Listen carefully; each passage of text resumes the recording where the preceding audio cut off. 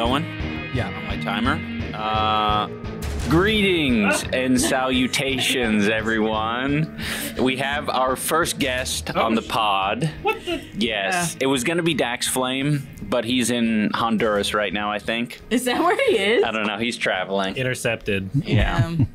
I really like the Nanoland shirt, by the way. Thank you. Yeah, I love that Canadian representation. It's we're coming up Nanoland. I know, I love it. Big on TikTok now. Yeah. Well, I've been specifically watching this guy on TikTok who he like trolls in Call of Duty lobbies, and he's constantly referring to Nanoland. It's awesome.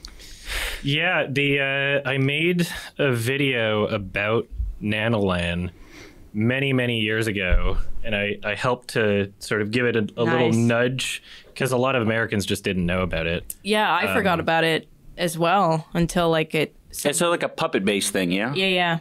Oh, I feel like we should. It's a based puppet thing. Yeah, it's a puppet. Yes, it is based. Okay. I feel like we should introduce Adam. Hello, I'm Adam. Yeah, this is Adam, or Your Movie Sucks. Mm-hmm. Mm-hmm. Which so a lot of movie reviews and stuff.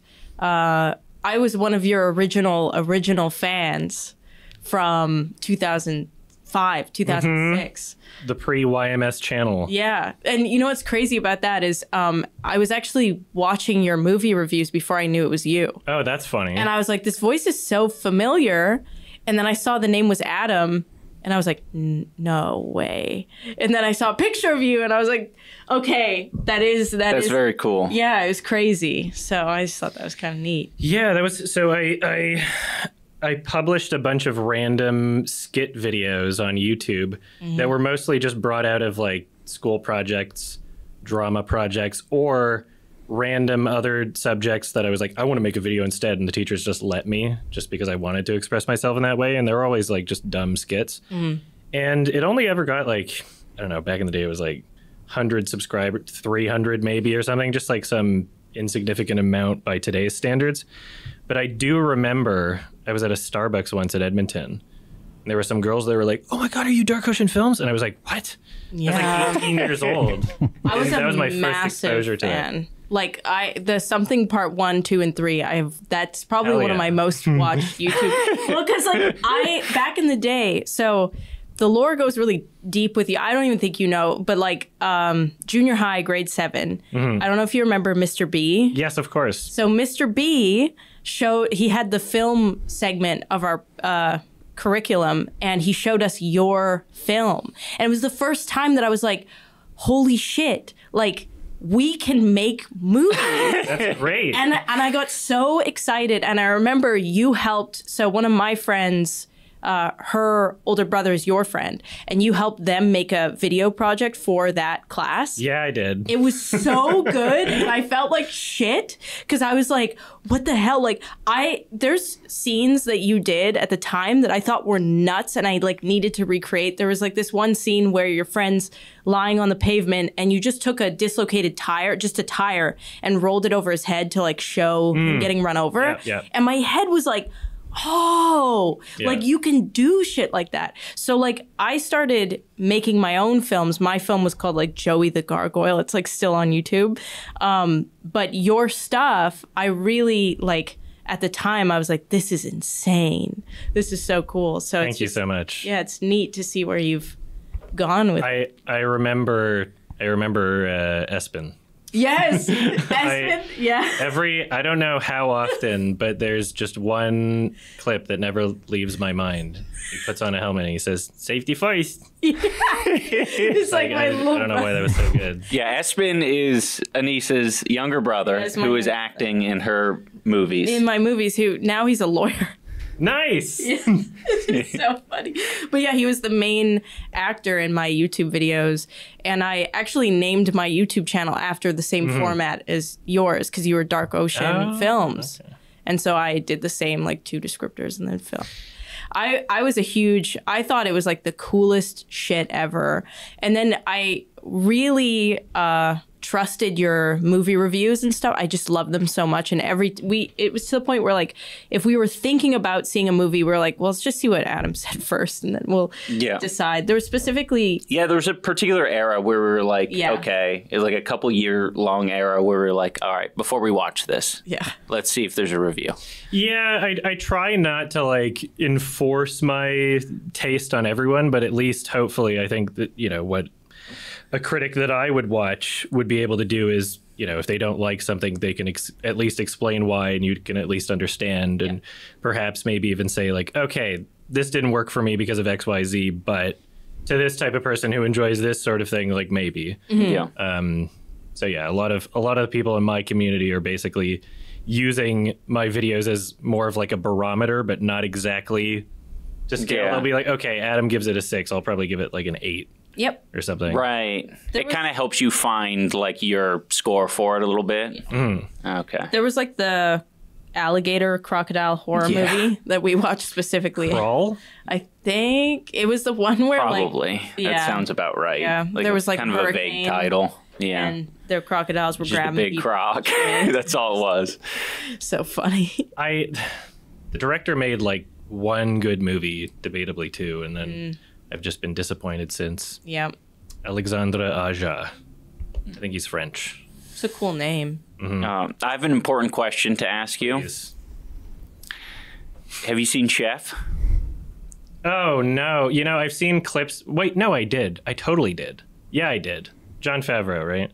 Yeah. So I watched it, I think, pretty much only just because I was doing my Lion King video. Yeah. And I was like, okay, I'm going to look through this and either A, come up with, you know, a different perspective of him as a director and be like, okay, this is the type of thing he was doing before, or at the very least find some like exploitable clips that might show up in part 2. And there's no date for that. I'm taking my time, and there's a lot of other projects that I need to do first. Sorry, everybody. Sorry. Wait for the Lion King? Or yeah, it'll happen eventually. Yeah. It'll happen eventually, but I'm like, I got hit with life like really, really hard, trying to like get residency in the U.S. and just getting kicked out of a house for no reason and blah blah blah. And like, there's a whole endless amount of just like annoying, some like legal and like having to lawyer up to get a blah blah blah, and just everything's occupying my time and my money. Yeah, and then trying to live in like 2 places at once. Constantly traveling, it's like, okay, well, you know, I gotta make some content to keep the channel afloat, right? So I gotta be able to produce something. But those longer projects where it's like I can't fake it, you know, obviously those projects are what people really return to my videos for. Like they have to be not only passionate but like really organized. And if I make a really organized video, I need to be like in it for months.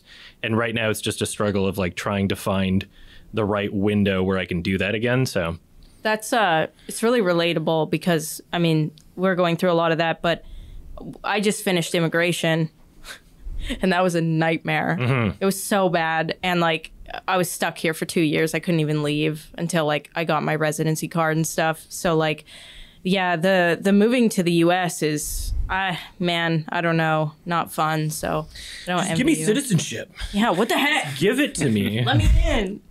I have friends here. Are you applying for like an O visa? Is that what you're going through? I am currently eyeing that, but we'll see. I've gone through a lot of different lawyers and consultations, and slowly over the course of the past year, kind of, you know, weeding out the people that don't know what they're talking about and are trying to scam me out of $10,000. Yeah, and then hopefully get people that know what they're talking about. So literally, like, it's such an ongoing process. Like my last email I sent about it was literally yesterday. And I might finally have a good lawyer, hopefully. Yeah. Ours was bad. So you're doing a good job being patient. Yeah. Ours was so bad. I don't know. It's rough. You're such an asshole. And then you get through the whole process and you're like, oh, so this is like more of a do-it-yourself kind of thing. And you're like, you know. It really is. And I'm usually pretty confident with that kind of thing. Like, you know, I do my own taxes. Like, I can figure things out. Like, I've done a lot of research into various subjects, and just like, I'm confident about my own ability to just figure things out. But there's some point they've made it so complicated, way more complicated than it needs to be, probably intentionally obtuse. or complex. And I hit a roadblock of like, okay, you have to contact the Department of Labor for the state that you're trying to reside in. I'm like, okay. And then I go on the website. I'm like, okay, there's their email, there's their phone. They don't even answer their phone. I'm like, okay, what? And then I look on, I'm like searching on Google and like Reddit. I'm like, okay, do they ever answer their phone? Everybody's having the same problem. They don't respond to emails. I'm like, okay, what do I do? Like, I guess I need a lawyer for this part. Do they have a different line of communication? I'm not sure. I heard after COVID, it got so much worse. We got married right like after COVID. So I don't know what it was like pre-COVID, but after COVID, it was so bad. And every single time you like try to get on the phone with somebody, it's like either automated or like just literally no one picks up the phone. So what state were you looking to go to? GA. Oh, GA. That's where my BF is. Oh, Georgia. cool. Yeah, they have a And there's great also aquarium. film stuff there. So Oh, Yeah. true. And music scene, good music scene. yeah, good art scene. Yeah, It's a surprisingly gay city, Atlanta. really. Yeah, you wouldn't think so, but Coke Museum. oh, you know, that was the thing I was told not to check out Was by the my Coke brother. Museum? Well, I invited my brother to a thing in Atlanta, and he had to do it, and he was like, you know, this was kind of lame. Just a lot of little kids hyped up on all the free samples, and just I don't know. They also have a whale shark in Atlanta. In the Yeah, I went to the aquarium. aquarium. The aquarium was cool. Yeah, I like the aquarium. that's the one thing I heard. I had a friend. That's what we tend to rate usually is aquariums. We love We've rating. gone to several now. Yeah. I wouldn't recommend the Seattle one. It's Don't like a go to the Seattle one. 6.5. No, a 5. Okay, 5. C. The Vancouver one blows it out of the water. I really like the Yeah, I've been to the Vancouver one a couple times, but Yeah. Yeah. But yeah, the big projects, speaking of big projects, the one thing Dane told us we had to watch before you came on was the Kimba Simba it's the one. video, which was one. crazy. It's crazy to see how many people confidently write about things that they clearly didn't. Yeah, that was blowing my mind as you were going through it, and you brought up like the law professor who just has a bunch of bullshit in the book. Yeah. And I was just like, man, this is crazy. How much shit out there just kind of goes, you know, like never, like people are never going to spend the time to uncover it, really. Yeah. Especially with something as something as silly as the Kimba thing is like, it makes it so like. It makes you realize there's probably a lot more like sinister shit out there. 1000%, right? I mean, Kimba is a subject that you'd think that there wouldn't be that many people so emotionally invested in the outcome of, but there are. Yeah. There are, and there's some people that are, I guess, just like super hyper whatever fans of the original, and you know, it's some sort of like nostalgic imprinting on them that for some reason it's not just enough to love the show and recommend the show, but it's also the mantra of like, no, but the Lion King, and it's like, isn't that kind of doing a disservice to the show if like you can only ever talk about it in the context of the Lion King? Like if it's great, talk about what makes it great, right? Yeah. There's a lot of great music in the show, you know. Yeah. I particularly liked the it was very weird, but I think it's probably an American perspective. Or a Western perspective, I loved them dragging the corpse around of the father lion or whatever, because it just made it like kind of, to me, it like cutified death a little bit, or made it like not as bad. And it's like, yeah, it's a little, you know, it's more of like a pelt kind of thing. Would you like and to they can carry acknowledge around the it. corpse of your father, the skin of your father? I mean, it's less cute when you know, attach it to our reality. Yeah. Like carrying your Yeah, corpse of your father. but you know, you have some animated lions. I get it. In their world, it makes sense. Yeah, I mean, lion pelts exist. Yeah, not. I mean, they're not stoked about it. Here's what really drew me towards like making that a huge project was not only just like, okay, debunking, I get hyper obsessed over like details on certain things. I'm like, no, you're wrong, and I have to explain exactly, because I know I can already tell like if I debunk one thing, then they go like, oh, but what about that other thing? Yeah. So I'm putting out like 1,000 different small fires Yep. by doing this. But I was also like, you know, I watched through the whole thing, every series, right? There's like however many thousands of minutes, or I don't even remember the number. Yeah. There was some really funny shit that was in the show. I was like, okay, I just have to show people how bonkers this is, right? Well, there's the one clip of the lion who licks the man, and then the man licks the lion back. That's like, not sure why that's in there. Could just be like a, you know, point in history or like a cultural, like, I don't know. There's a bunch of different reasons why something like that could be in there, but out of context, very funny. Yeah, it was very funny. Oh, yeah, and I love the guy who is throwing grenades at the leopards. That shit's so funny. Lubar. Yeah. I like, it's ingrained into my mind. Like, I had to be like so on top of it. Yeah. And then that final thing that happened at the very end, close to, because I was streaming my editing process and a lot of the discovery process, a lot of the clips of me finding things out and like making a breakthrough are just caught in the live stream. That's cool. So at some point, because it was more of like a, you know, by the end of it, it was almost like a community effort. So there were some people from my community. Somebody mentioned, oh, there's this comic book called Simba, King of Beasts from the 1940s before Kimba. I'm like, okay, interesting. I go through it. And because I already had like this encyclopedic, like, what is it called? Visual memory, photographic memory of essentially the whole show of Kimba up until that point, editing through all of that, trimming it into the timeline of this video. I was able to just look at frames and be like, that's exactly like episode 30 at oh my 15 God. minutes. And so what would have, you know, if I was trying to dig through the show just to find those similar frames, it would have been a much more time-consuming process if I had started from scratch and started with that. But by the end of it, it was like, okay, I already know where like most of these things, I'm pretty sure it's in this episode. And now it's just stuck in my brain, and I just every night, I just have dreams of Kimba, nightmares. Kimba nightmares. Kimba. I do kind of admire it though, because I feel like it is like a skill that a lot of people don't recognize, is like the willingness to just slog through some shit. It's like I could not watch all of Kimba, like for sure. So I think that's a good like advantage to have, knowing that you can go through the whole thing and have the knowledge of everything that happens. Yeah. And stay like tuned into it, because I might be able to do it, but I have to be on my phone the whole time. Here's the thing though, it's like, I don't know how much of it was just effort or how much of it was just me finding it funny as fuck anyway. Yeah. Because I was actually enjoying it. Like throughout the however many months I was just watching the show before I even started like the voiceover, I was just watching it. I remember like I just put it on, you know, like, okay, you know, roommates are over, the friends are over or whatever.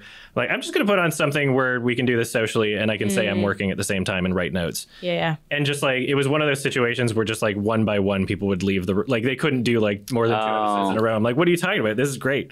Yeah. Elephant genocide. Yeah. You might have to bleep genocide. that word. Yeah. Me. Sorry. Yeah, true. No. Bleep the word. Note. That one. Elephant beep. And the voice acting for the black characters in that film or in the show is insane. I was like, what? I was literally audibly gasping every single time you put a clip. I couldn't believe it. It's like, these are African, supposed to be people living in Africa. And it's just the most offensive voice acting you've ever heard in your life. It's very funny. Like, and I'm glad that I got to include it in my video. Yeah. Pat Robertson, Christian Broadcasting Network, 1980s. Fuck. Pretty much exactly what you'd think he would do. You know? Oh, okay. Yeah. I get it. And yeah, some of the dubbing was great. I think that was... The DVD quality dubbing was crazy. Yeah. And I still don't know where those YouTube versions came from, because that's what I wound up having to use, is like, okay, I bought the official DVD. This is unusable. This is like unwatchable. Yeah. But somewhere, somehow, people archived that series in much better quality. No one knows where it came from. Right. And I like asked around to like the uploader even. Like I was doing so many emails, dude, trying to find out so many different things. Yeah, when you're doing research and you have to like contact the uploader for some random video, that is the worst. I have not gotten any reasonable feedback from ever doing that. They upload something on the account and then they're just away from it forever. I will say though, in Creator Clash, the first one, Michael Reeves wanted to walk out to that Minecraft parody song. It's like really bad, like what is it called? Peaking. It's just Oh hell yeah! and the kids screaming into the mic, and so Ian had to email the creator and ask if we could use. No, I had to leave a comment. Oh, you left and, a comment? Yeah, and hoped that he'd respond to that. I think. And he was like, "Hell yeah, I'm a huge fan of Michael Reeves." He was like so excited, so it worked out that time. Remember when YouTube had DMs? Yes, you could send messages. You could send DMs on YouTube. That was actually every YouTuber has, as far as I know, some grind when they were starting out to get like attention. My grind was I had like a bit of a program that would send out mass. What? Yeah. Wow. Oh my god. That would send out those. I don't think I was sending messages. I think I was trying to do something a little less offensive.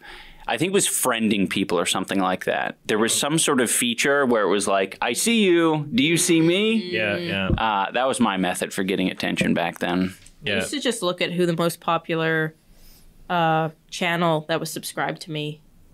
Oh, what do you mean? Just look at it? Like to see who was subscribed, like who the most popular YouTuber was that was subscribed to me. Because you Yeah. used to be able to see that. Can you still see that? Yeah. You can. Oh, okay. You can still. Okay. There's a way to sort it in the channel studio. Yeah, they have all sorts of different cool tools like that now where you can see how audience overlap happens. It's really neat. My grind starting out was I would make my reviews, I named the channel Your Movie Sucks, right? And it's not like I was intentionally misrepresenting my beliefs in order to get attention. It was just I chose the films where it's like, okay, everybody's praising this movie. Here's why it sucks. I don't care if you think that I'm, lame for saying that, like, I don't, whatever, right? Just unabashedly saying this is my opinion. But what I also did back when IMDb had like messaging forums is I would just in the forum for the movie just be like, here's why this sucks, and leave a link to my YouTube video. Smart. And so I think I got a bit of attention that way. Yeah, that's really great. smart. Okay. I think that's kind of like how, I don't know, you got to be smart like that. It reminds me of Gus Johnson, the Reddit, like Oh yeah, you get a lot of stuff on Reddit. Reddit grind. Yeah. Some people that I know would use DeviantArt. Really? Yeah. Pretty much the only way to get big at this point, if you have like no connections or like friends or nepotism or anything, is like just trying to make something that is either so relatable to like a Reddit algorithm of like, okay, this is something that everybody's talking about, like this is a skit based on like one particular thing, Right. or reviewing something that already exists like a movie, or doing drama videos on like people that already exist. To get into the algorithm, you need to be creating your content as things that other people are already searching. Right. Yes. Essentially. Yeah. And so it's, I respect it. I respect the grind, but like, I just wish that somehow, we had the algorithm favoring like original content that was still just like quality content, Yeah. Yeah, it's hard. I mean, even people who get popular now, like you go on YouTube and it's just like how Ian ruined his career. Boogie 2988, where is he now? Oh, yeah. Like those are like the only things, and it's like channels that you've never heard of, but they're getting millions of views. It's part of the ecosystem. Yeah. The Boogie doc. Yeah. I watched it because it was interesting subject matter, and like I'm a YouTube internet person, so I'm like loosely aware of some of the things in it already, and wanted to see how it was handled in like a documentary format. You look at the movies that we review on my podcast, Sardonicast, some art house film, some random like thing, and then it's just Boogie doc, twice as many views, because people are like, ooh, that's a thing that people are searching for on the internet. And people also kind of like the, like, ooh, I want to hear their take on like the drama sort of thing. It's like, I think we're all kind of guilty of it, Yeah, because I watched it and I covered it and I, Totally. It's got 4.5 million views right now. And he hasn't seen it, but I watched it in bed while he was sleeping, and I fucking cried. I don't even know why I cried. It was like that scene when the guy was like, yeah, there's no way he can recover. He should like just quit, basically.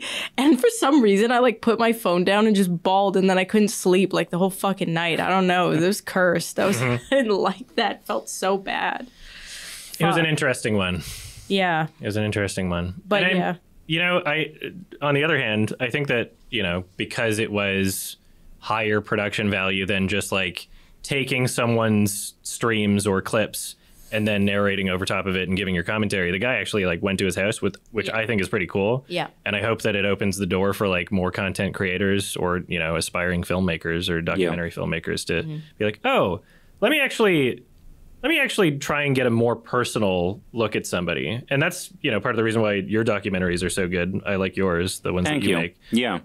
Dane and I have been doing that. And he mentioned it, you know, early on is like, well, I was like, I think one of my fears initially before like making the Airsoft Fatty documentary was like, this is just kind of like what other people are doing, right? And he's like, no, like we're going there. We're interviewing him. This is like real fucking documentary filmmaking. Like it's legit. I would actually argue the documentary filmmaking that you're doing now is the antithesis of Content Cop. Because your whole goal with Content Cop was to try and like actually not get to know giving them enough proper context to and things, not giving the benefit of the doubt. And now you're humanizing because you're forced to humanize them because you're going there. That's exactly how I felt about the Boogie doc. Is I think the inherent nature of like meeting someone in real life and also like being in their space and just kind of like seeing like, oh, this is a human being.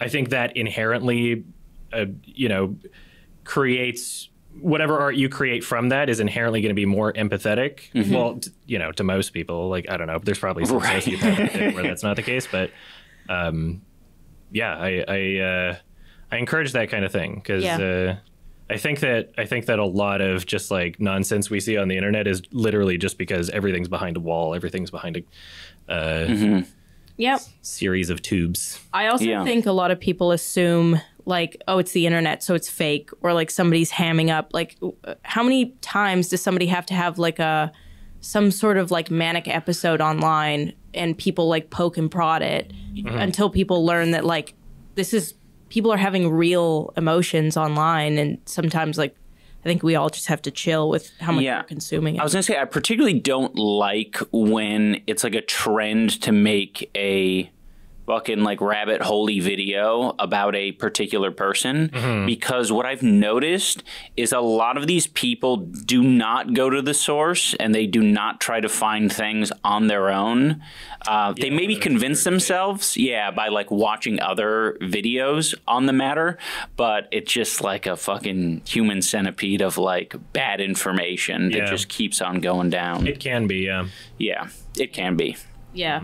There's some down the rabbit hole videos that I like. Oh, yeah. I guess Fred. That was He's cool. But yeah, no, I know what you're talking about, though. There's a lot where it's just like it's redigested. I forgot that was a name of a YouTube channel. I think people have just referenced that as like a format of video. It's a documentary. I knew what you were saying. Okay. I knew Thank what you were talking about. Thank you. Actual YouTuber you beauties. that I do like. Yeah.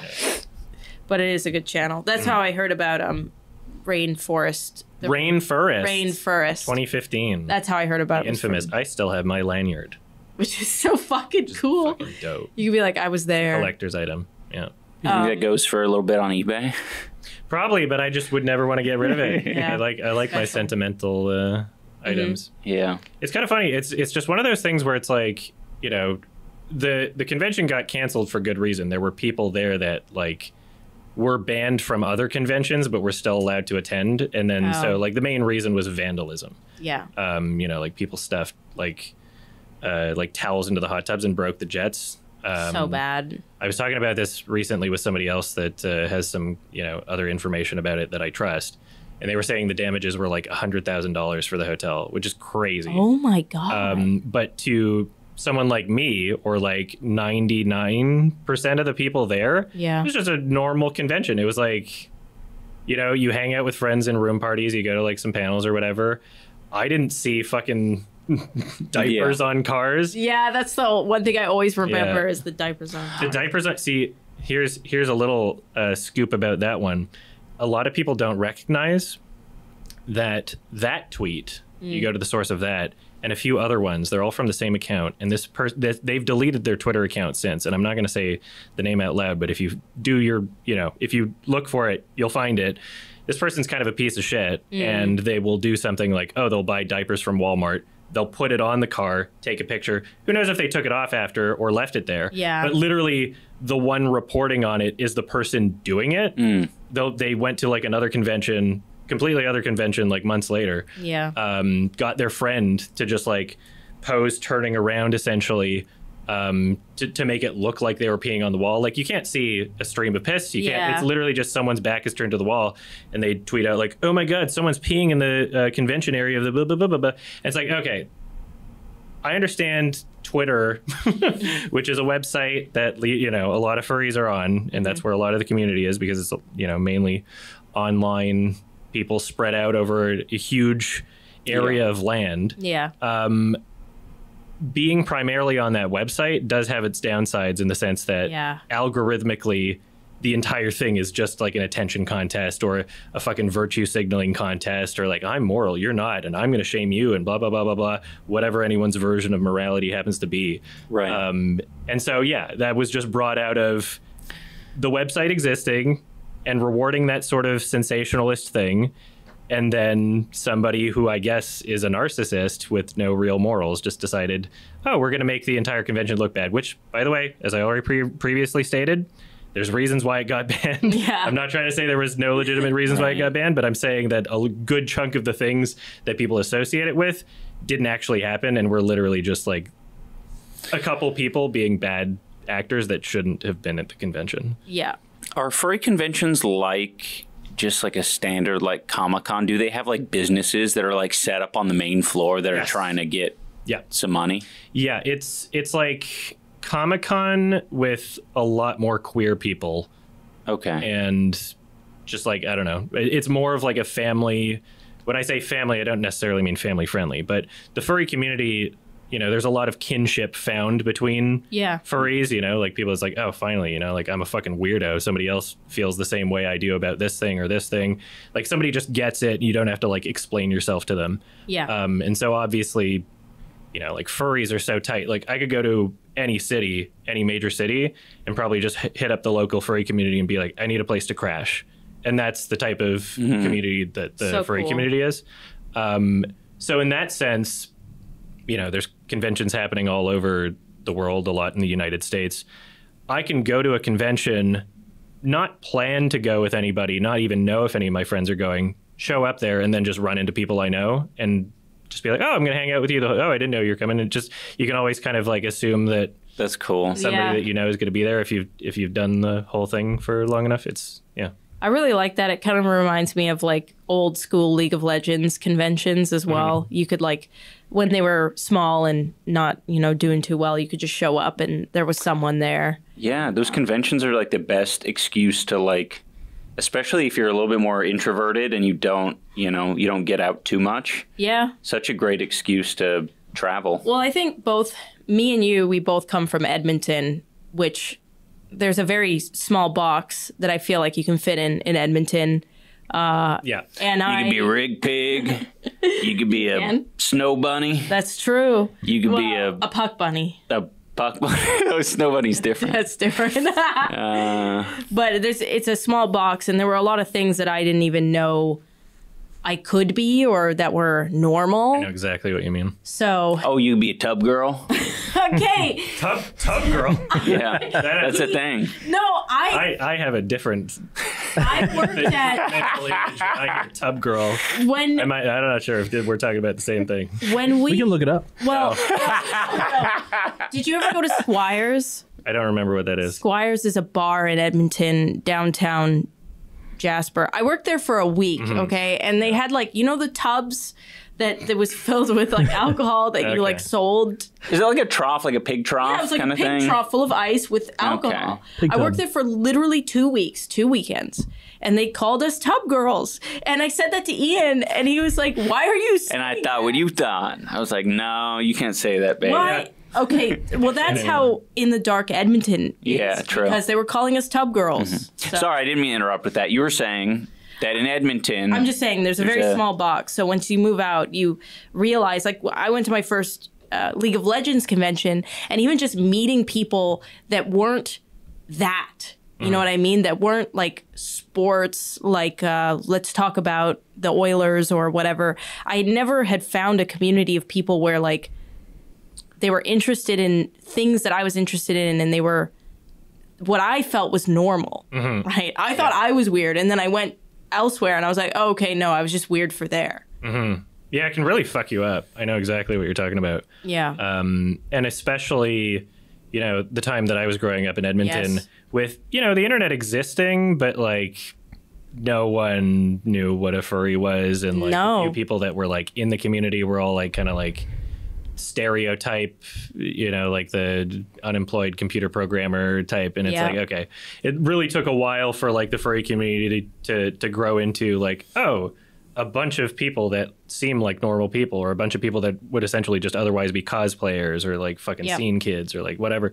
Like the furry community is not nearly as like rigid and stereotyped as it used to be. So when I was growing up there, maybe I just like ran into the wrong people, but like no, you didn't. A lot of bad experiences with people in Edmonton. Well, like so the high school we went to, there was a girl there, the only girl, who she wore a tail to school, and sometimes she would wear ears, and she was bullied relentlessly. Of course. Like spit on, like pushed in. She would hang out in there was like that one hallway that was just the, it was the automotive hallway and the art hallway and stuff, carpentry and stuff. And she would hide in there, and people would go find her just to like fuck with her. So like I remember, because like I've always, and Ian kind of knows this, like I used to, without knowing, I would draw furry art and shit when I was younger. And I was like always I thought it was very cool, but people were so fucking weird about it that like it was something that I was like, I can't even, like I'm the weird one.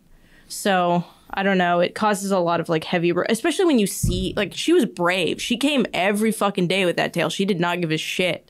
But I was not that brave, unfortunately, for me. But yeah, Edmonton sucked, or at least when I was there. I hear the food's better now. It's a big food place. It is, big food. We went to, last time we were there, there's like a restaurant where they use the whole animal. It's like a big butcher. We ate some bull testicles. Just a bunch of random meat. It was good. Yeah. Yeah, so. Start drawing furry art, and then you're eating bull testicles. Nice. Yeah. That's what I'm saying. I feel like I have a hard time relating to the furry thing. Of course. You don't get it. Well, I try to. Yeah. I try to, though. I feel like when you're describing, like, drawing some, like, you know, some anthropomorphic type things, maybe you really like a particular animal. I'm like, I go back and I remember printing out, like, some random, like, Dragon Ball Z pictures and putting them in my binder and stuff. And I'm like, man, especially during that time. I'm sorry. Can I actually just pee real quick anyway, since it's pre-recorded? Totally. Ugh, just choked on my water a bit. Oh, I hate when that happens. Wrong pipe. So you mentioned that you find it difficult to relate to the whole furry thing. Yes. Something that I guess most people don't recognize is that furry is such an all-encompassing term that it really can mean something different to anyone, depending on who you ask, right? To try and put all furries over one blanket of being like, oh, you know, some people, they're just really into cosplay. Some people are like literally the exact same type of people that you would find at Comic-Con, and they just happen to like prefer, you know, furry type characters or, you know, like Pokemon or whatever. To other people, it is very much like an identity thing. I've thought in the same way that I become obsessed over the details in like the Kimba-spiracy, and also brought out of the environment that I was in Edmonton, and just, you know, feeling like so fucking out of place and like depressed and not having like proper support for like anything, and like you know, family didn't even like that I was gay. And so it's like, that's already one step, right? I spend a lot of time being like really introspective and trying to like dig at and being like, what's wrong with me? Like trying to figure out like, why am I this way? Like, what can I fix about it? There were like years where I tried to like repress that part of myself. I got addicted to drugs, et cetera, like a whole, so much to get into. But what I've essentially come to terms with and found out, or at least, you know, my theory for how these things can work, is I think that we're at an unprecedented point in history in terms of the media and stimulation that people are exposed to, especially when developing, right? Yeah. The idea of raising your kids on television, even if you were an active parent and just like let them sit in front of it for however many minutes of the day, this is all just experimental. We didn't have any like actual trials or studies. We kind of just like let it happen. And we're now seeing the results of that, where we have, you know, an entertainment. We have, you know, kids that were really attached to certain characters or franchises or even like comic book movies or comic books characters, that now it's like, okay, if you criticize that, it's like criticizing a part of their heart. It's like criticizing something real. And if you think about how we exist evolutionarily, when you're developing at a certain point, and we haven't exactly figured out exactly when, but as you're growing, there are things being imprinted on you in certain ways, right? You don't see a lot of other species in the wild having these weird fascinations or like identity confusion, if we even want to call it that, or like we could even say fetishes. Like we don't see a lot of that in like other species. It seems to be like a particularly human thing for the most part. Yeah. And I think a lot of that just has to do with, you know, at some point when I was young, perhaps there was a moment in my brain where if I was, you know, if let's say we went back X amount of years and we were like in a tribe, you know, just like living on the land or whatever scenario, my brain would have imprinted onto a human being being like, this is you, right? This is what you associate with. Evolutionarily, it makes sense. So you differentiate yourself from other species. It's things that you have to eventually figure out in your brain, and it's subconscious, and the imprinting just stays there in the same way that, you know, identity, sexuality, you know, fears, a lot of things just are imprinted forever. And that kind of has to be the case evolutionary wise. I was just watching the fucking Lion King when that happened. So apparently.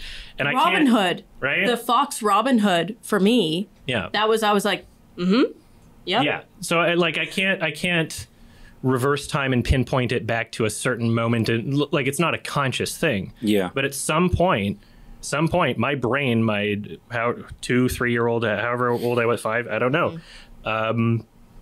At some point, my brain, being very attached to anthropomorphic animal characters that, you know, can talk, can show facial expressions and emote, conversation, have drama, real life experiences, at least in fiction. And when you're young enough to not even be able to differentiate fiction from reality, then there might be a case where, you know, you're imprinted on something and then it transcends into your adulthood and it's kind of stuck with you forever. Now I'm, you know, aware and conscious enough, you know, to still be able to distinguish reality from fiction, but those imprints are still there. And so now my identity, my sexuality, my interests, or, you know, the things that I associate with on a fundamental imprinted level exist in fiction. And so I'm aware of that, but at the same, I'm aware of its absurdities. I'm aware that it doesn't make sense. And I'm just like you know, I hated myself for so long because of it, because it's fucking weird. But now I've kind of, you know, grown to accept that, you know, being weird is not a bad thing. I like weird people. Yeah. Well, I'm thinking, because you mentioned Robin Hood, you mentioned Lion King.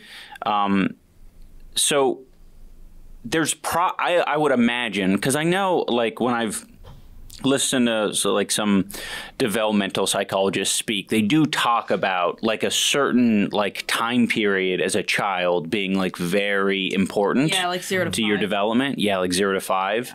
I wonder if you would see generally a drop off in those sorts of interests, or like, you know, it being like as important and as critical to someone's upbringing, if you know, kind of measure that from like 5 to 8 to 10 to 12, like at what the, you know, the drop off is. Because it does feel like it's got to be like pretty young. Yeah. Because we also like thrust kids into adulthood very quickly. Yeah. I think it's interesting, right? So you're talking about, for you, it's like sexually, that's part of who you are. For me, it's emotional. It's very emotionally comforting. I only feel safe thinking of myself in that way. So when I was growing up, I would draw myself as like a little cat. I was like an owl cat character. And like that was, for me, the only time that I felt like, you know, safe emotionally. Yeah. So like I feel safe around people who also get that. But I've never, and you know, like I've never explored like furrydom past kind of just like, I like the art. I like talking to people who are interested in it. I would love to have a fursona, but I've always been like, and I think a lot of it is growing up where we grew up and other things. It's just like, I'm too old at this point. No. Here's the thing. Like I was saying earlier with, you know, you can't just put a blanket over the entire community. Yeah. There's tons of asexual furries. Yeah. There's tons of furries that are just like, ew, no, like they complain about like there even being such a thing as furry porn that exists online, right? It means something different to everybody. Like there are people that exist in the community that, you know, are the exact same way that you described. I'm not saying, oh, you're a furry. I'm saying anyone can call themselves a furry. Yeah. It can literally just be like, oh, I like Zootopia, right? Like you can have as much of an identity with it or as little and still call yourself a furry. Some people are just like, yeah, why would I? There's, you know, you go in the subreddits and people will be like, do I come out to my parents as a furry? And like half the answers will be like, you know, like if it's safe or whatever, yeah, sure. Yeah. And half of the answers will also be, what, it's just a hobby. You don't come out to people as saying you're a Star Trek fan, right? So it's like, it really, like, there's a huge spectrum of what it means to different people. Yeah. You know, there's a huge amount of like autistic people in the furry community. There's like some correlation, not necessarily causation with that, but yeah, super interesting. I wonder if there's going to be a bunch of furry rabbit furries because of Zootopia, like in another few years. I mean, like you can. Or you see the waves like popularity of baby names, and you're going to measure that. You can trace things back in like not 100% accurate ways, but in terms of like trends. You know, a lot of people that are into, so there's like fucking every week furries invent a new fetish, right? Or like there's certain things that are like not exclusive to the furry community, but like furries are, you know, you could call furries sex obsessed, or you could just call furries like not scared of sex, open about sex, sex positive, whatever you want to call it. Doesn't really matter to me. It doesn't affect how I live my life. Yeah. But, you know, you go on the furry art websites and there's so many different tags and it's like, okay, that's disgusting. You remove that one. Like, I don't want that to show up in my search results. But you wind up kind of being exposed to a lot of things that you're like not necessarily into. So if I'm searching something on one of these websites, I'm discovering all these other things and I'm like, okay, not my thing. That's weird. But I have friends that are like, might be into that thing. Like there's something called TF, transformation. Right. Oh. And so like to some people, whether, you know, some people it's an entirely sexual fascination with that. Like they just get off thinking about like, oh, I want to transform into an animal or something. Right. Or seeing imagery of like the process in between like a half human, half anthro animal. Like, oh, you can see bits of skin and bits of fur, like a werewolf transforming. Right. But to other people who are into the same sort of thing, a lot of those, it isn't sexual. There's a lot of people that are into fetishes in a completely asexual way. Cool. If you ask asexuals, tons of asexuals are like kinksters. Yeah. Which almost seems like it does make sense. Yeah. But the more you meet people and you're like, oh, okay, it's just kind of like a fascination or like a comfort thing. That makes sense. Yeah, it's I love really the interesting. Animorphs things, like the Animorphs books. I thought those were fucking awesome, and I would stare at the covers of the books because I just thought it was so fucking cool. Photoshop was so funny on those covers. They've been memed to shit. They've been memed to shit. Those are so funny. Yeah. I'm thinking about like when I was younger and like why your example of fucking the fox from Robin Hood. Mm-hmm. Like why that would and maybe spark something in me. And I'm like, I think it was just like a more interesting flavor. Because when you're used to watching like these TV shows and media of like little white kids, like Hey Arnold or something, or it's just so... It kind of rings as boring. They're also ugly to me. Like they're ugly. Yeah, they are ugly. They are ugly. Here's what I have to say about that. Is the animators in these anthropomorphic animal properties, especially with Disney, they might not have consciously been trying to. Of course, who could have ever perceived? They weren't consciously trying to like get people to fantasize sexually about these characters, but if you think about how they're drawn in terms of like facial expression, or like we take things that we've already understood to be like attractive features in someone, voice, or like, you know, like eyebrow raise, or like the way that the way that their character moves, or like their attitude, right? These are all things that exist in non-furry properties, and we've kind of already done this selection bias where most actors, famous people in movies, most people that get cast in movies are hot, right? Whether we want to say hot as like a completely sexual thing, or just like, you know, attractive, or like suave, or like, you know, there are these types of things that are rooted in sexuality that the animators, in order to make these characters more human, put on those animal characters. And so if you're a child or growing up, there might be, you know, some confusion going on in the brain where, like, you know, if I was just looking at like at a regular lion, I don't think, if I was watching National Geographic, there would be no point in my brain, like the overwhelming majority of people, no point in my brain that would be like, oh yeah, I'm into this in a fascinated way. This is my identity. This is my sexuality.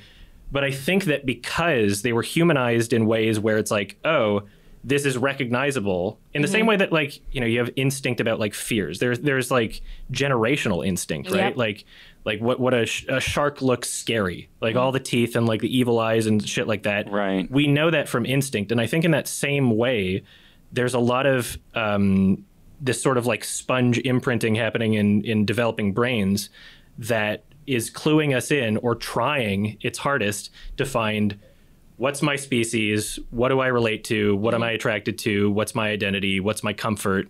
And because through the medium of just human imagination, because we've intertwined things that are human with things that are not human, and we've created this thing that doesn't exist. Yeah. That explains why, why it would trick so many brains into an irreversible way. And you know, we've opened Pandora's box.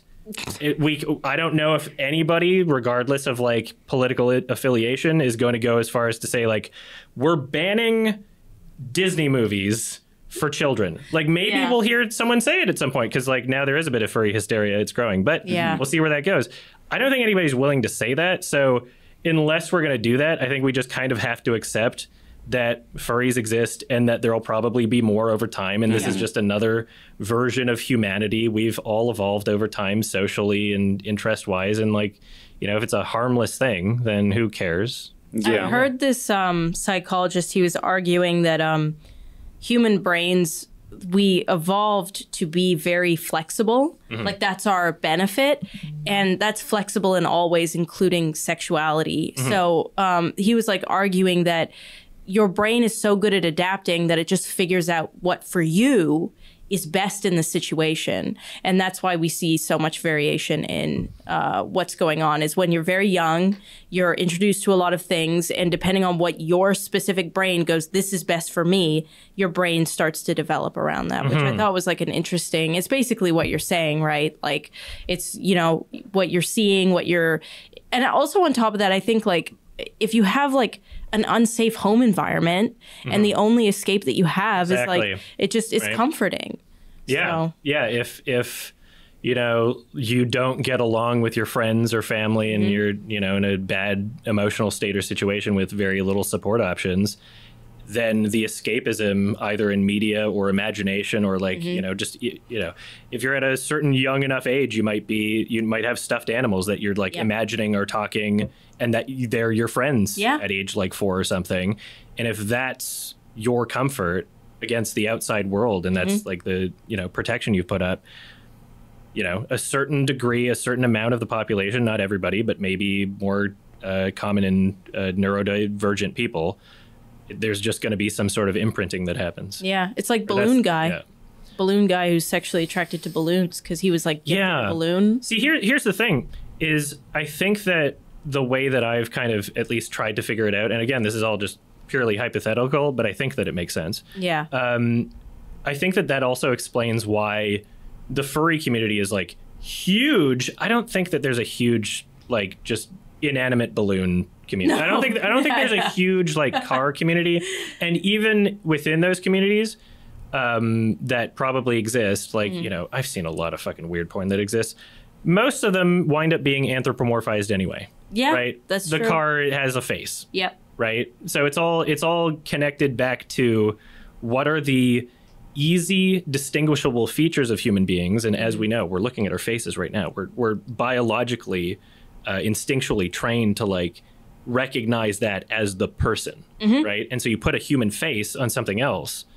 We didn't know what the fuck was going to happen, but here we are, and now there's a lot of weird people, and I'm one of them. Who cares? I don't know. I like it. I think the coolest people are furries typically. Damn, it's cool. There's a lot of, I don't know. I like the realness and the honesty because, you know, there are some people that don't really want to look past, you know, just the facade of, you know, oh, they like fucking anthropomorphic animals. Like that's weird. I also think just a lot like of people that are lying on its own. I think they're just lying. Well, yeah, I mean, and you can tell just based on what fucking porn people look up on that alone. It's too popular to, you know.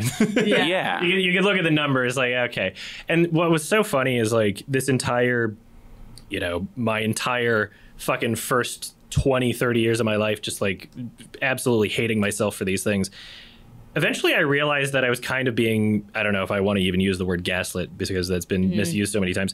But, you know, a lot of the shit that people complain about with furries is just like regular human shit anyway. Like, I'm sorry, like people like porn who are not furries, right? Yes. Like you go on like fucking Pornhub, right? Like, which I don't do because I only look at furry porn. But, you know, eventually I'm like, oh, I'm just curious. Look at the categories. It's like top categories like jailbait, incest, like all these things. I'm like, okay, well, maybe what I'm into is actually not that crazy. Yeah, and that's a regular thing. Yeah, you don't have to go searching to find that. It's literally there. You'll see some scary shit like old man with like very young looking girl, just thumbnail, and you're like, oh my god, I need to get off. Yeah, and I mean like to some degree, you know, like I think that there is I kind of enjoy that, you know, what I'm into is just purely fantasy because you know, if some part of my brain is like, oh, it's never attainable, like what I'm really into doesn't exist. But the other part of my brain is like, you know, that solves a lot of ethical issues, right? Like I'm not. Yeah, no, like, it's wow. The people that are the non-people that are in the porn that I look, no one's being exploited. It's somebody drew on a. Right. No, or somebody animated something in Blender or something. Right? So really, you know, for the most part, it's really ethically different in a way. Right. No, it's good, that's crazy. I agree. All right, I want to play a game. Uh-oh. No, it's a fair game. It's not going to be weird. Everyone's going to play though. Dane's going to play. Anisa's gonna play. Oh, I loved Balto. Yeah, I brought that up when you were talking about. I love Balto. Movies that may have awoken people. Did it awaken you? Not me, but I'm saying I can imagine this one. Definitely, and Spirit. Oh yeah, Spirit is a great movie. Balto, I think Spirit. here it is. The voice, yeah. Yeah, we had a horse Matt thing. I know. Is it Fuck. Matt Damon? It's Matt- yeah. fucking Matt Damon. What? I didn't know that. Yeah, Matt Damon is the horse. The voice actress also for Aristocats, the white cat. Mm-hmm. That was unfair to put that voice with that cat. I don't See if I can recall. pull Oh, it. because it's a sexy voice? Yeah. Yeah, It's like a Marilyn Monroe type voice. right. Oh, is that like a small kitten? No, it's like a Okay. mom cat. I'm just trying to figure out why it's wrong. Well, because It it's passes the Harkness test. yeah, think. yeah. What's a Harkness You've test? never heard of the Harkness test? Okay, so people, now that we're in the age of, like, everybody's just attracted to weird shit that's, like, just all, like, fictional, like, dragons, right? So now there's the debate over, like, okay, is it ethical to, like, be attracted to this thing? So, like, some random person, like, I don't know if their name was Hark or something, but furries and, like, most other online communities that, like, talk about fictional porn or whatever have generally accepted this, where the Harkness test is like, okay, is this creature of adult age for that creature in the fiction? And are they able to communicate with you on a level in that is, you know, like equivalent to like English or whatever, right? And like these different standards, it's like Right. this is okay, this is not okay, and it's generally accepted. So Yeah. No, that's fair. kind of funny. It's Okay. really funny. It passes the Harkness test. Yeah. The white cat. The white cat from Okay. Aristocats. Cool. Both the cats. I wanted them to be my parents, though, to be honest. Yeah. Oh, I was gonna say we did up just a bunch of Blu-rays as your decoration for today. Thank you. I wasn't sure if that was there. I quickly moved everything out, but I was like, "Is there fucking like a horse thing around the office somewhere?" Yeah, I can't believe we forgot we had the yeah. Spirit Blu-ray. Anybody bin. confused about the lore? My persona is a horse. Yes. Yes. We didn't mention that. Yeah. No. Oopsie. But we put the Bible Blu-ray back there. True. That should help. Yeah. The Bible and the robe. Yeah. We don't know what that is. Yeah, whatever. That came free with Ben-Hur. Ben-Hur. Yeah, which was strange. Okay, so the game, audience can play along as well. The game is, I'm going to mention a movie that Adam has rated on IMDb. Ooh. Oh, God. And y'all have to come up with a number, 1 through 10, of what it was rated. You included, because hopefully I haven't grabbed anything that I think will stand out to you. Okay. So it I'll might say be it last, difficult. though. Okay. Yeah. We'll see if I pull it. Okay, Yeah. perfect. Okay. All right. I'm going to do so bad at this. The number that you had, the lowest number by the end of it wins, Okay. Like golf. like golf. All right. First one, Mean Girls, the original. Shit. And you can talk through your logic a little bit. I think that He will not be would've- I need insulted. shades. I think Adam would have liked the writing. I think maybe you're a Tina fan. Tina? Is that Tina Fey I have no writing? idea. Is that Tina? She's involved. Okay. And I think I'm just gonna give it a 7. Yeah. Okay. I like it. Yeah. I would give it a 9, but I'll say don't think too hard about it. Just go with what you would rate it. What? No, that's not how this game is working. Yeah. I'm just trying to speed up the process. If you can't think how Adam thinks, I think you should just. I was going to say 7 out of 10 as well, but I'm just going to go 6 out of 10. All right. Play it safe. Oh, so you know the answer. I know. Yeah. Okay. I'm not playing. Okay. I'm the judge. I was wondering if I had to like go through my IMDb. I think. Well, it's definitely a 6 or a 7. It's fuck. Did I give it a 6 or a 7? It's one of the two. I'm gonna go 7. All right. I guess just so that it's a little fun along the way, Yeah. I will give the answer directly Yeah, after. yeah. So the correct answer is 5. 5. Wow. 5 out of 10. Well, 5. I'm sorry. Yeah. No, that's not too I bad. stand by it. All right. Next up is this is an odd one. Anisa and I watched this in theaters. Really? Tenet. Oh my god, I can't. This is like that film where they're doing everything in reverse. Yeah. And they got to go into a different dimension that's all in reverse. The best line of that whole movie is, oh my god, dude. is when he walks into the back of the kitchen and he says, I ordered my hot sauce an hour ago. That starts kicking that stood out to me so much. I was like, why the fuck isn't anyone laughing at this line in the theater? And why isn't anyone walking out? This shit sucks.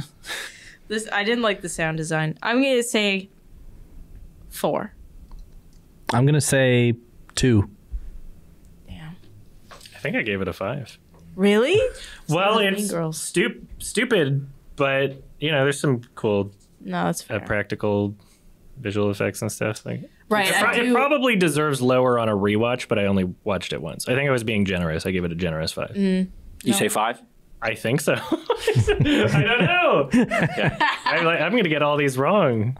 You nailed it. It's 5. Thank you. Okay. Thank you. Same as Mean Girls. Yeah. I have to put into consideration visual. I always forget about that. That is a component. Yeah. Yeah. It's my bad. All right. Next up is this one's a show. It's The Boys on Netflix.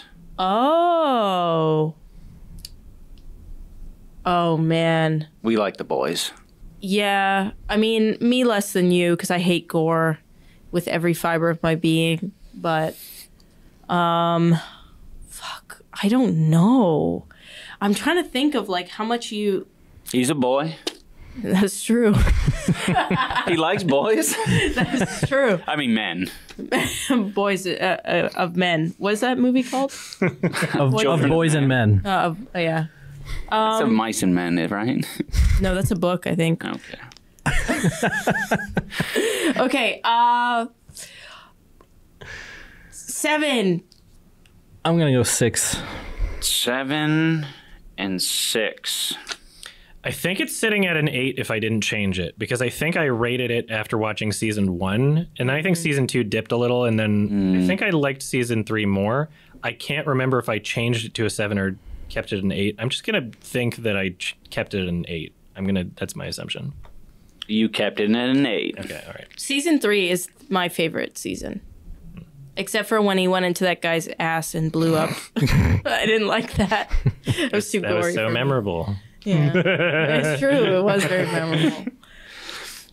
I feel like shows like that try a little too hard sometimes to be like edgy.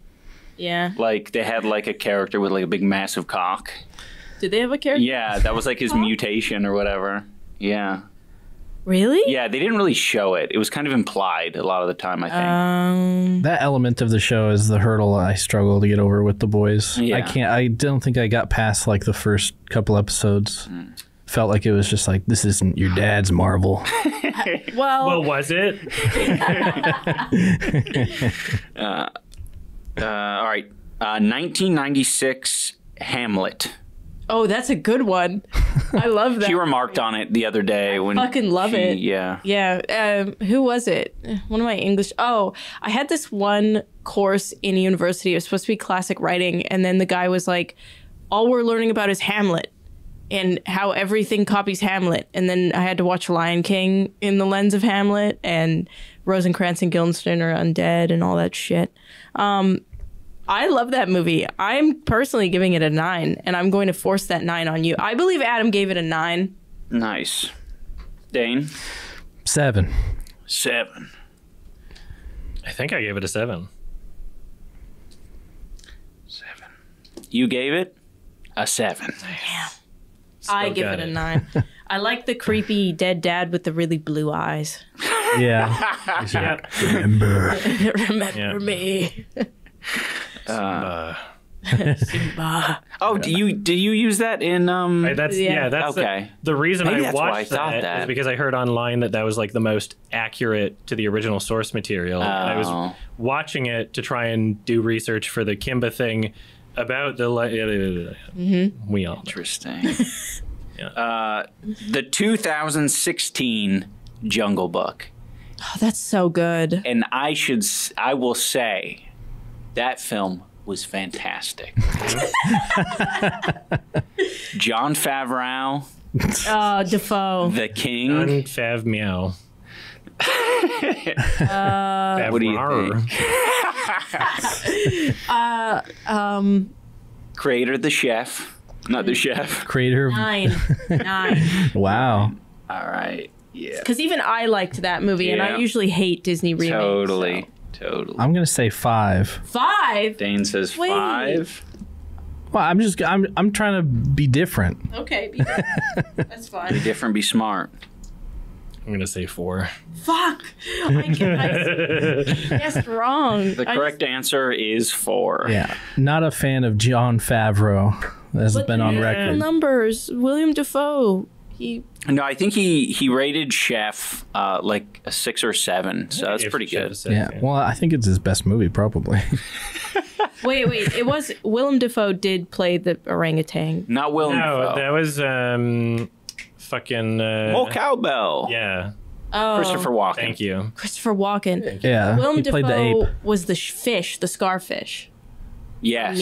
from Finding Nemo. Yeah. You're right. Okay, so Yeah. that's it. The sexy fish. Yeah. Sexy fish. You're like, it was something. It was something. It was something sexy. Sexy. I don't know. Okay. Up next is the 2019 Joker. Man, it's so hard for me not to be The biased. 2019 Joker featured Joaquin Phoenix dancing down a set of stairs. I'm not going to be biased, and I'm going to say that you gave it a 7. I'm gonna say 7 as well because I'm almost sure it is a 7 actually. I Based on like your own knowledge. Yeah, Okay. because that's relatively recent, and I feel like I remember it being that. I don't know. Maybe I'm stupid. On my first watch, which was my only watch, but I gave it a 7 and then had an extensive conversation about it on my podcast and then dropped it to a 6 because I was talking about it so much. And I was like, yeah, you know. Yeah. Yeah. It is like if it's a crazy. If you've seen Taxi Driver and The King of Comedy, it's literally just both of those movies. And then I also just like am not a huge fan of the whole like the spoiler alert when they reveal that she wasn't real, and it was just like through the information that we're giving you already, it was just so clear. Like, oh yeah, know. okay, she's not real. But then they did the flashback. I'm like, okay, this is a rated R film. Yeah. Is it, which children in the audience was that flashback for? You already explained it. You don't need to do the dumbed down thing anyway. Yeah. Otherwise, good movie. Let's see what the sequel's like. It's a weird one. 6 out of 10. I like that. And yes, it was, of course. I don't need to. I don't need to confirm this one. Yeah, it was 6 out of 10. Yes, it was. Where are we? Hobbit: Unexpected Journey. Man, I love that movie, but I know that I Hobbit. only love it because I love Smaug. Smoke. Maug. Smaug it makes it a 10 out of 10 for me. I'll but give you I a think it was a 5. Okay, you're saying 5? I mean, if you're gonna say your own review, I'm gonna say it has 2 good scenes, Yeah, and that's Smaug. the dwarves in the beginning and Smaug. Yeah.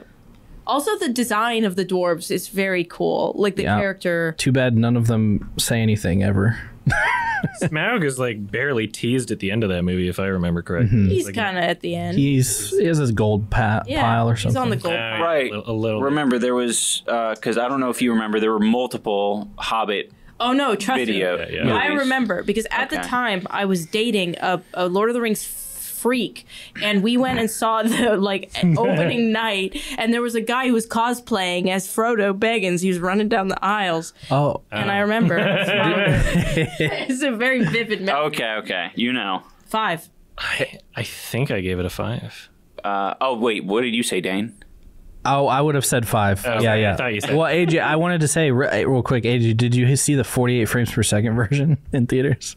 When that Wait. Oh I shit! did. What The does high that frame mean? rate. Yeah, I saw that and I instantly regretted it when I.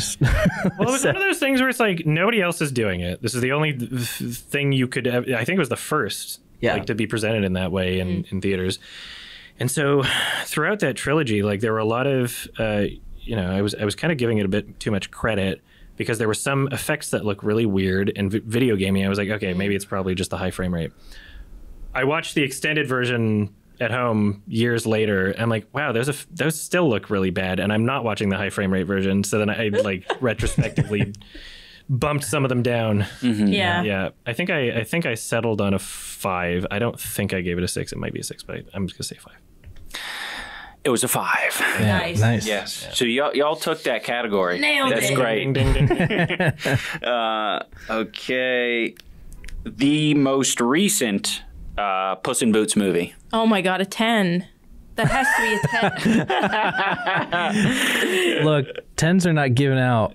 I also willy-nilly. I will say I fucking avoided all the 10s in his list 9. because I'm like he'll remember what he gave a 10. No, it's true. 9. I think it's an 8. 9 and 8. When he has a panic attack, I literally cried. What, the cat? The cat has a panic attack? I don't remember that. And the perro touches his belly. And Oh, right. Okay. Yeah. And then people took the GIF out of context, and some people got really mad. That was fun. That was a good day on Twitter. There are very few of those. I think it's sitting at an 8 right now. That could change on my second watch. I think I gave it an 8. Up or down on your second watch? It's probably no lower than an 8 on a second watch. It's an 8. Nice. It's a 10 to me. Yeah. And this one, Dune Part 1. Oh, that's a 1 to me. It's the sound design, and I get it. I listened to Arabic music my whole life, so I mean, maybe I'm just over it, but it was loud as fuck. And I didn't like that. Well, theaters are loud now. I don't know why. Yeah, what's with that? I don't know. Okay, well, you're going to say a 1 then? No, I'm not going to say a 1. 6. 5, 7. I'll go 6. I'm going 6. Shit. I'm sorry that you have to guess first. I know. Well, I'm doing it to myself. It I was can't shut up. a 6. I would have said 6 anyway because I'm pretty sure I remember it being a 6. Yeah. That one's also relatively I recent. wanted Zendaya to do more. Well, that's what part 2's for. It's all Zendaya all the time. Hey, hot take maybe, but I don't really like her in that role at all. I think that it's kind of weirdly miscast. Well, I kind of agree with you, but also, has the one with her kissing the tennis boys come out yet? No, that was delayed. That should be coming out this year. Oh, I'm excited for that one. Yeah. I think that'll be fun. I like the director, so. Yeah. The last one on the list is the 2019 Pinocchio movie. What? The Disney one? I know exactly what you're talking about. Should I say what the movie was to help? Yeah. Okay, yeah. so it's directed by Matteo Garrone. I think that's how you say his name. He's Italian. It was nominated for Best Makeup and Visual Effects at the Oscars that year. Wow. And I guess I don't know what else I could say about it more without kind of revealing how I feel about it. 2. I didn't even hear it. Wait, so this is the... I didn't know it existed. Yeah, this is the Pinocchio movie with the really old guy playing Pinocchio, right? Huh? No. Although Roberto Benigni is in the film, he's playing Geppetto. Oh. It is not the Roberto Benigni Pinocchio film from the 90s. This is 2019. Yeah, 2019. Oh, well, I'm completely unaware of this. Oh. Yeah, look up can we watch a trailer? yeah, we can. Well, no.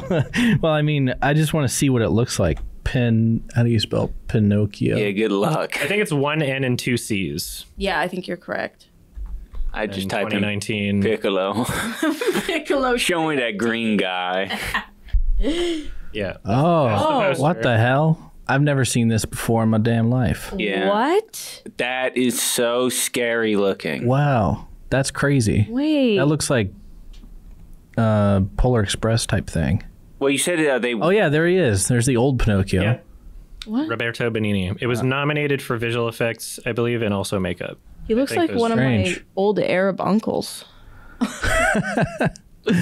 Yeah, I have no idea what you thought about this movie. I can't even begin. I'm learning today that I have a pretty good poker face. Yeah, you do. Yeah. I've been Doing trying so to. good. I can't get anything out of you. It sucks. I'm gonna say no. I think he thought it was a hidden gem. I'm gonna go the opposite direction and say 3. This is what we have to Dane do. says 3. Anisa says 8. Yeah. All right. I think I gave it an 8. I think I gave it an 8. Whoa, You loved gave it a 7. Yeah. But I'm so close. That's pretty good, I'm thinking though. 8 on a rewatch is why I said that. Oh. I like the director a lot, and it's like, what's weird about this movie, there's so many fucking Pinocchio movies because it's public domain. Yeah. Oh. But what people don't realize this is one. like the original is a collection of like short stories. And it's not really like all that well suited for like to be a full narrative film. Yeah. This is, from my understanding, the most accurate Pinocchio movie to the original source material. And I kind of love it because it leans into how fucked up the original source material is. Yeah. Because like, I don't want to spoil anything, but there's like really dark, morbid stuff that happens in the film that in, you know, Disney versions you would never see, but the source material has that. And I love that this actually like leaned into what that is. Well, there was that one scene from the Disney Pinocchio of the children turning into donkeys. Yeah, I was going to say earlier, like in terms of tracing back Yeah. like different furry fascinations or fetishes or whatever. From my anecdotal experience, a lot of people into TF are donkeys. And I feel you feel like you could trace that back for a lot of people. Yeah. That because there was a lot of emotion going on. It's terrifying. Yeah. Like what? Of course, that's going to imprint on someone in some way, even if it's just like a new fear. Scared the shit out of me. Yeah. Does it have? Does this have donkey children? This. Yes. Okay. We have to watch this. Ian. It's good. I got the watch Blu-ray. I got the Blu-ray. Yeah, I'm now interested. Yeah. Yeah, I would recommend. Okay. Sick. All right. Well, I'm having such a hard time doing the math right now. I appreciate you guys talking through that while I can do the math. I am not eligible for this. It didn't happen. I didn't get through the math. But I can tell that Adam won. No, we can't get it. Yeah. But yeah, it doesn't. I missed one. Right. No, wait, 2. And Dane came in second. Anisa third. Yeah. Oh shit. Last place. Yes. 3rd is a larger number. True. But I got the most points. True. If that meant anything. It's like the opposite of golf. And congratulations to the random viewer who beat everyone. Good job. Because they had been looking it up. Tell us in the comments section. I got all of them right. I was curious. Have you seen the movie Clifford? Ooh, the newer version of it? Like the big red dog movie? No. Or what are you talking A about? child named Clifford. I have no idea what that is. Okay. It's fucking weird. It's scary. It's really weird. It's an adult man who's, like that. Who's that actor? Let me find his name. There's like that Mad TV. This skit. guy? Yeah. That's the guy. Oh, no, Martin Short. That's Martin his name. Short. Oh, okay. So Clifford movie with Martin Short. Oh no, yeah, he's right there. Okay. Yeah. This. Dude, I haven't watched it yet, so I don't know how it holds up, but I find this shit to be so weirdly funny. It's a full-grown man acting as a child, Nice. Okay. and he's like fucking being creepy. There's that Wayans film where one of them's playing as a baby. You told me to Man. look that up. yeah, little man. Yeah. That's It's like a better version of that. Okay. In my opinion. I mean, the bar is very low. Little man's unwatchable. yeah. I couldn't believe that was a commercial on TV. Yeah. They're talking about this like man pretending to be a baby's dick size on TV on a commercial. Sorry? That's what they were doing. What? The What's the context? so in What are the they? trailer? What are they selling? This covers? Well, yeah, because like in the trailer. Oh, yeah, you're saying the trailer. the You're not movie. saying it was like the movie. I thought you were telling it's like selling a product. I'm like, what? No, for the trailer for the movie, there's this scene where they're changing this full-grown man who's pretending to be a baby's diaper, and they're talking about his dick size, and I was like, how is this on TV? Yeah. It was so disturbing to me. I never got over that. That was transformative for a lot of young people. Also wanted to suck on the tits of a random woman for milk in the commercial. Just like a bunch of There's a lot of that Yeah. vibe in You know- Clifford as well. I often think, as I've grown, as I've accepted myself, there's a lot worse awakenings I could have had. Yeah. You know, Yeah. There's a lot. I had some fucking awakening from this horrific more film. embarrassing things than just being a furry that exist out there. I feel like lucky, honestly. Yeah. Wait, what awakening? No, I didn't actually. You had a I'm Clifford just saying, awakening? like, it could be worse. You could have watched a film like this. Have you ever had an awakening via a film or media or... No, I think I've talked about this before where it's like I was fucking watching like a lot of animes and I just thought the fucking anime titties were hot. Yeah, he's the most vanilla. You Yeah. really are, like, you just love Yeah, I mean, breasts. it's cool. Nothing wrong with that. Yeah. No awakening, just anime Shame. titty. Shame. Shame. Turning the tables. Yeah. Oh, they have a second one? This is Clifford 2 right there. Is that legit? What? No, that's fake. Okay, hyper Clifford. Oh, Yeah. damn. Hyper Clifford. A fan-made film. Fuck that. Yeah, that's fun. So this is like the male version of that new movie that came out with Emma Stone. Oh, poor things. Yeah, they put a brain of a little boy into this man.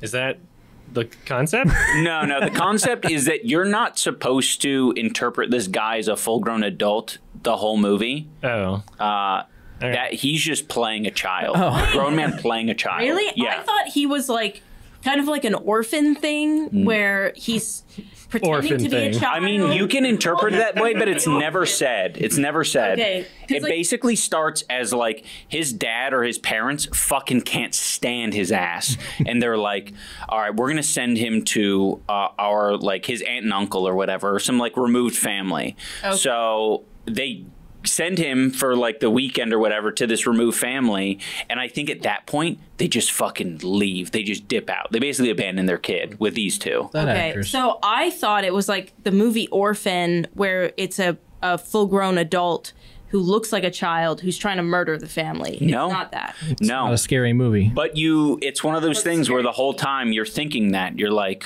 what the fuck? Like, we know your secret, bitch. You're an adult. We know your secret. Let me know the IMDb user rating is what I want to know. Yeah. The fourth link right there. Oh, wait, the second one is the IMDb. Whatever. Oh. 5.4 out of 10. Yeah. 8.4 thousand ratings. Okay. Wow. Seems good. Yeah.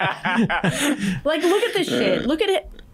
Look at this. No, I have heard of this because I dated a girl who loved this movie, and What? I never watched Really? it. Yeah, but she would always talk about this movie, Check and on I think it was like Lion King. Yeah, that's her lying. yeah, apparently, yeah. I don't know. I think it was just probably a nostalgic movie for people, and it seems like you're one of those people, Ian. Yeah. It's fucked up. It's creepy. I'm nostalgic in the same way I'm nostalgic for like any of those scary movies like Wizard of Oz. What? I love Wizard of Oz. Yeah, anything that's a little bit uncanny like that. Anything strange or mysterious. See, I liked the lion from the original Wizard of Oz. I thought he was nice. Fuck that. Everything about that movie is scary. Martin is short.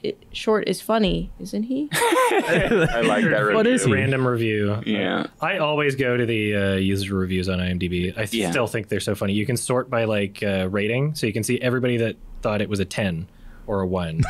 Oh. Worst thing ever. So like I have fun if there's a awful movie that I just like I can't even relate to anybody that would love it.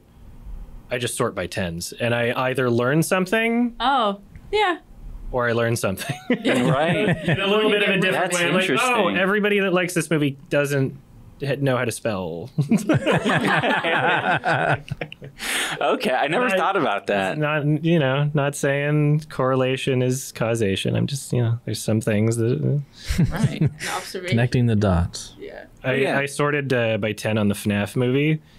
A lot of them were just literally people saying that they were 13, like unpromptedly. Just Right. Yeah. Oh, I'm 13, and I loved it. Yeah, it was fun. Right. That's cool. 13. Sometimes I think I've only ever thought of doing that with like reviews for products on Amazon and like other websites. Food reviews. Only if yeah. it's like, this may have been dangerous that I ingested. Right. This. Do I give a food? But yeah, that is I don't know. That's an interesting strategy. Do you ever go to the 1-star for any reason? Yeah. Sometimes it's fun for movies that I love too. Right. Movies that I think are like incredible. Just seeing how it didn't connect with somebody is sometimes either eye-opening or funny, depending on the movie. Like I certain things are not for certain people, and everyone's experience with art is legitimate. Yeah. But it can be funny too. Have you ever given a movie a 10? I've given a bunch of movies a 10. Really? I think I've given at least what is logged. Somebody brought this up. Like, I just happened to know this because somebody checked on my stream a while ago. I think it's like officially like 120 or 130, but I know that like probably a chunk of those are like meme 10, like a Neil Breen 10 or like a Cool Cat 10. So I would say probably about 100 that I've logged. Nanoland was a 10. Do you think that that's a fair rating? Nanoland remains a 10. Okay. Yeah, Nanoland was oddly comforting for me as a kid. Like, I actually loved Nanoland. I like the dog. The dog made me Resher? happy. Yeah, Resher. Resher. Yeah. You freaks. Hey. Canadian freaks. We had weird ass TV. Yeah. We also had Angela Anaconda. That sucked. Yeah, but I mean, it was weird. And I thought it was only in Canada, but for some reason We have that. Yeah, you must have had that. Yeah. Because the first 10 minutes of the Digimon movie are Angela Anaconda for no reason. Like, they were doing a cross promotion. Huh. Like, if you play the Digimon movie Yeah. from minute 1, it's Angela Anaconda and it's annoying as fuck. That's crazy. There's also, I think, Sticking Around. Hell yeah. That was Canadian. Yeah. No one else would. I've wanted to like reference that, but I figured no one would get it. Him, I'll be like, real mature Bradley, and he's like, Bradley. he has no clue what the fuck I'm talking about. Yeah, you will sometimes say that. Yeah. What's up? Yeah. Yeah, the that show specifically, when I would wake up sick, it would be on, and the art made me sicker, and so I would puke. What? So I have this association with like it making me puke. That's fun. Yeah, Sticking Around. Wow. The vomit. Oh, there was That was the one. funky smell. Yeah, that's what it was. There was another one too. Being Ian. No, Being Ian, which Is that a show? Yeah. It. I don't remember. He had glasses and he was a film guy, and it was kind of funny because it used to look like Ian. But there was another one of like a kid who he went under his bed and he was the ruler underneath his bed, and there was like a barbed wire evil guy that would say frick a lot.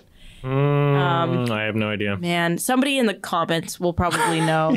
But it was a fucking awesome show. Do you remember Dudley the Dragon? Yes. Hell yeah. What I love. Epic theme song. Yes, Dudley. That doesn't sound epic. What? Dudley Awesome. the dragon. No. Dudley. No. You're That's- incorrect. Yeah. Okay. Dudley was fucking sick. I didn't even know that was Canadian. Yeah, it's one of those things where we have this disadvantage as Canadians because we are in this weird sheltered bubble when it comes to media because of a weird law where 30% of what appears on television and radio has to be Canadian content. And the way that they define it is like, okay, a certain amount of people that worked on the production and a certain amount of the actors, like it has to fit a very rigid standard for what is Canadian content. So growing up, you just hear like Nickelback, Justin Bieber, like all this bullshit. Don't get me wrong. There's a lot of great Canadian bands that existed that just didn't escape the border, but I'm glad we're pushed in that way. But I brought my brother to a convention in Atlanta, and one of the room parties we did karaoke, and he was singing some of the songs. He was like, "What? Nobody's singing along," and I had to tell him like, "Evan, that was CanCon. That's the lot. Like, you don't know that this isn't a song that everybody knows. Yes. Right. Yeah, You don't know that lot. it's only Canadians that know this song. I didn't know that Tragically Hip was like just a Canadian thing. There's a band called Prozac. Oh my God! Wait, Did I blow your mind? It's not a real British accent. It's a guy from Ontario pretending to be British. shut I'm up! not kidding. Shut up! Prozac is Canadian. It's CanCon. That freaks me out love because Prozac. I love Prozac. I've showed you Fucking- Prozac. Yeah. The It's little. Why do their YouTube videos have less than 100,000 views? Like, because Okay. it was only Canadians heard it. Wow. Those are some bops, though. Everybody that I've introduced to Prozac is like so good. Yeah. I love Prozac. Yeah, we listened to, what was it? It was like a TikTok or something that was describing like a list of really popular Canadian songs that maybe it was songs it broke the Billboard that are American that were popular elsewhere but not didn't in America. Yeah, in America. And there were a lot of songs on there that it was like, holy shit, what the hell? Yeah, I'm trying to think of some of these obscure ones. I can't remember. There was one that you were like, oh yeah, I remember that. Yeah, if we played and I was like, no, never. Not my life. But yeah, there was also Robert Munch. Trying to remember. He's a book. He made books. The name sounds so familiar, but I just don't know what it is. Paper Bag Princess. Yes, I definitely had that. That's Canadian. Okay. So, and I didn't know that. So, it's cool. So, does it that law that you're describing? That's why Nickelback is so popular. They would have to be Canadian residents, right? No, I don't think so. Like a Jim Carrey playing the Grinch or something like that? No, but it's so, especially in film production, like, sure, there's Canadian actors that are in American movies, but to make a Canadian movie, it has to be like that'd be a lot. Shot in Canada with like every fucking stagehand. Right. every gaffer and, gosh, best boy grip being Canadian. And it's like the rules are just like, it's very strict. Yeah, it's very restrictive on art, which is, you'd think that would be the opposite of what their intention is, but it's really just to like, it's because our culture is so similar to America that, a lot of, you see it all the time. Like a lot of Canadians just wind up kind of thinking they're Americans. Like, there's a certain percentage of people where it's like all of the media or like even some of the politics seeps over. Yeah. That I understand, I get it, why you would want like, you want to be able to bring up more Canadian artists and have them do their thing. I just think that the biggest problem preventing that is the infrastructure. I agree. I also think the Canadian artists that will break out will like Arcade Fire. They were gonna be big no matter what. I think July Talk is another one. Edmonton band. What do you mean the infrastructure? The entire population of Canada is less than that of California. Yeah. So when you have a population spread out over that much land, it makes it a bit more difficult to find entertainment and artistic hubs where there's enough people that are A, talented, B, dedicated, and like C, like everybody, we don't have the same pool of talent concentrated into specific areas that you see in the States. Sure, you could say that like Montreal might be like a bit of an exception just because Quebec is kind of like its own culture.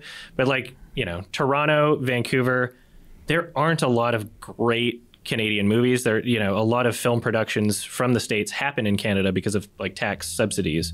But we just don't have the same opportunities and the same like just being able to find a good group of people and have like a great idea. And that's why the most talented Canadians always go to the States to get their things done. Yeah. I also think like it probably depends on what art we're talking about. Like film is obviously like there's a lot of people that are involved in film, whereas like music or like painting or any of this other stuff, it's like it's a lot more solo, and I think it's a lot, I don't know, I could see it benefiting like singers and things like that, but specifically film and shows, it's hard to it takes a lot by that. Yeah. Blackberry was really good though. Blackberry. Matt Johnson, Canadian film. I haven't seen that. It's great. What's it about? It's about the company Blackberry. It's kind of like an origin story. It's really comedic and interesting, and they released they took the full feature and they also made like an extended like 3-episode miniseries version on Stars or something. I don't remember, but Blackberry, really good movie. Cool. That's cool. I will say, I think this is a working theory. I actually think Canadians have a bit of a buff when it comes to like making content for Americans. I feel like a lot of Canadian streamers, YouTubers, actors, I feel like there's like, it's like plus 10% charisma, especially for an American audience. Because I think, I don't know, my experience in Canada, it just feels like, I don't know, people are a little bit more, it feels like a safer home potentially. And then people in America don't have like the same level of like comfort and safety to like develop in the same way that Canadians have. Yeah, there's a bit of a difference. Like culturally, and our education system is a bit different. Yeah. Where have you been in Canada? Total. Edmonton. Vancouver. Been to Montreal once. All very different vibes. Yeah. It's just, I don't know. It's one of those things where I've told Anisa this. I was like, we went to Canada Day in Edmonton, and just seeing like we were just like at some whatever park. And we're at the legislative building, I think. No, just that random area. Yeah, downtown. Okay. Yeah. I know what but there's just like such like multiculturalism and like very clean, and people are acting like stock footage of America, but not. And I feel like a lot of Americans would look at that and be like, oh, yeah, that's America, baby. But it's really not. It's quite a bit different. What we lack in artistic infrastructure, we make up for in like municipal infrastructure. Right. Like roads. Yeah. Like, as soon as I cross the border driving, I'm like, is there something wrong with my car? No, it's always just, the roads are shit. All the time. Yeah. I mean, to be honest, it's interesting. You want to come to America. I'm trying to convince him to move to Vancouver. Yeah, a lot of people are jumping ship, I know. Yeah. Yeah. I mean, I kind of candidly never wanted to be here.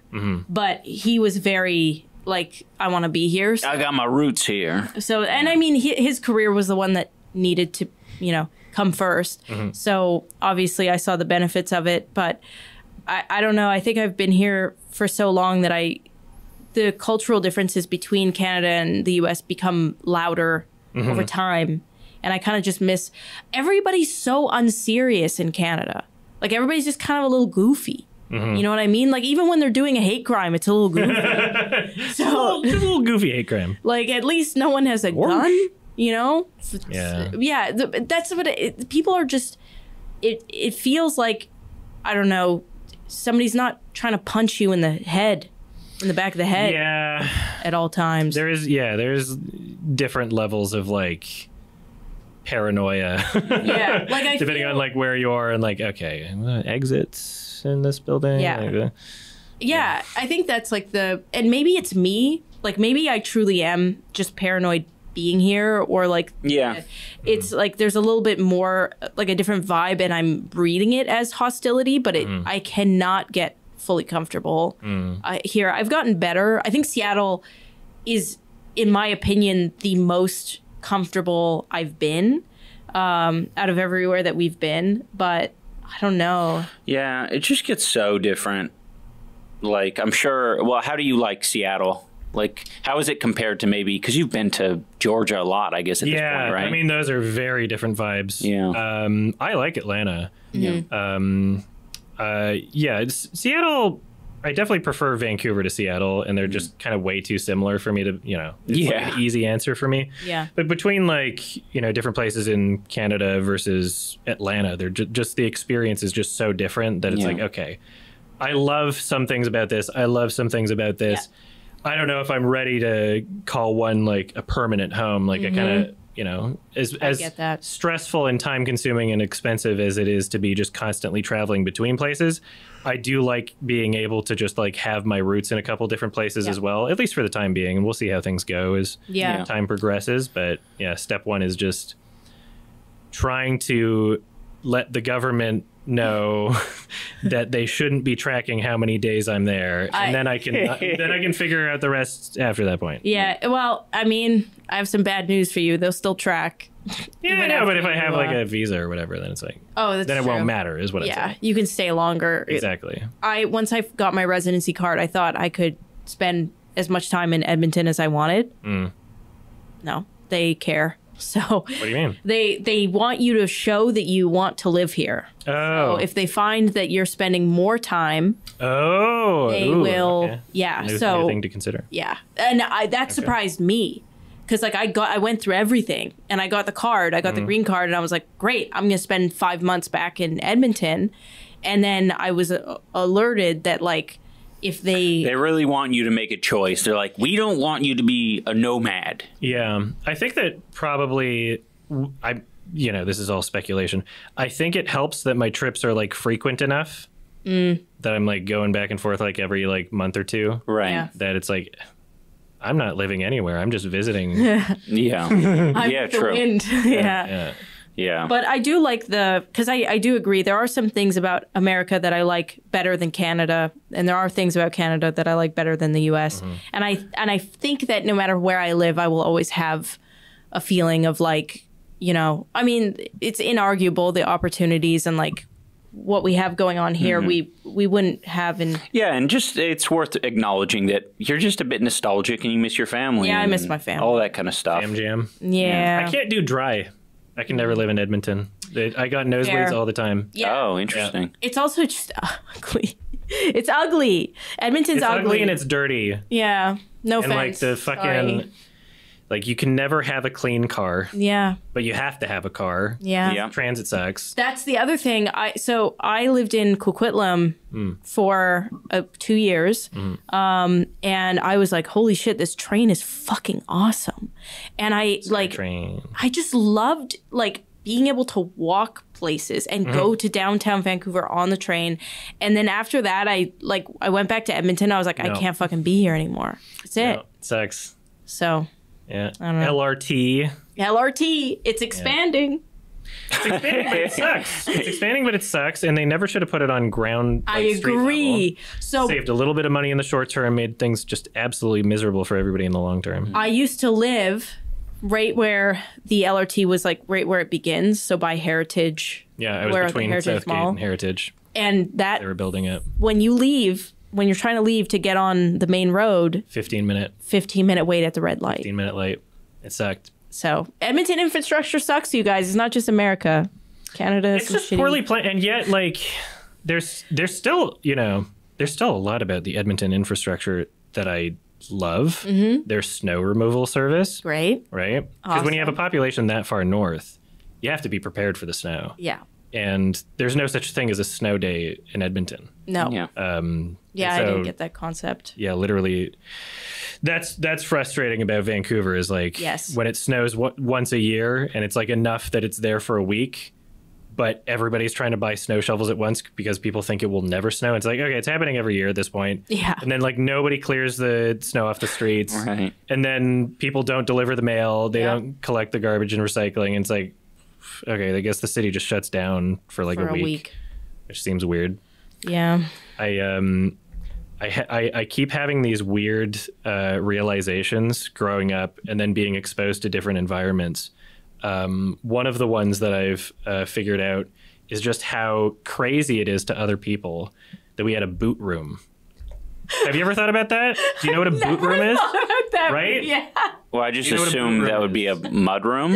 You have a mud room. Did you well, have that's- something? Well, I'm just learning that based on the house shows that we've been watching recently. House renos, and they call them mud Ooh, rooms. no, we're talking about, okay, so there's like at school, so like in elementary school, there would be like a room that's like the size of like half a gymnasium where the entire floor is just like that abrasive mat where people can wipe off their boots because it's always snowing, and even when the snow's melting it's going to be muddy as fuck, Right. and it's just all dirty. You just get it everywhere. And if you're a kid going to school at Edmonton, which there are no snow days, it doesn't matter how cold it is, you're going to school, you would need a place. So the entire walls of the boot room are just Metal racks. for boots, and everybody would just put Yes. their boots on the racks. Yes. And then you'd have like a separate like closet near the classrooms for all your coats and Yeah. your like all Oh, your stuff. wow. You'd have to have an entirely different change of clothes if you didn't want to track mud around the entire school. Totally forgot. And if it was too cold, if it was so cold that you would get frostbite and die by being outside. They didn't cancel school. They didn't cancel recess. You had recess in the boot room. Yep. So there would be like an entire recess, just like, oh, I guess we're safe in here. Like just hanging out in the boot room. Nah, that ain't the boot room. Well, Yeah, I don't know what to search. I know. You'd have to type Edmonton elementary boot room. But like, they were, wait, so did they have this in high school? No. So the way that it worked, it was elementary only. Yeah. And it was like these these gray metal racks, and they were sharp. Like I remember like sometimes grabbing shit and like rubbing. My friend chipped her tooth on. Yeah, they were deadly. And I remember specifically, you like unlocked so many memories for me. It was only in like elementary. And I think that's why I get so disturbed now. In America, these motherfuckers leave their shoes on all the time. He would walk in our house like with his shoes on from outside, and because my brain's been so like, you'd knock your and then you take your boots off, you knock them together to get all the shit off, put them up on the rack. We've been traumatized by the boot rooms. The boot rooms. We've got some shared boot room trauma here. I like that.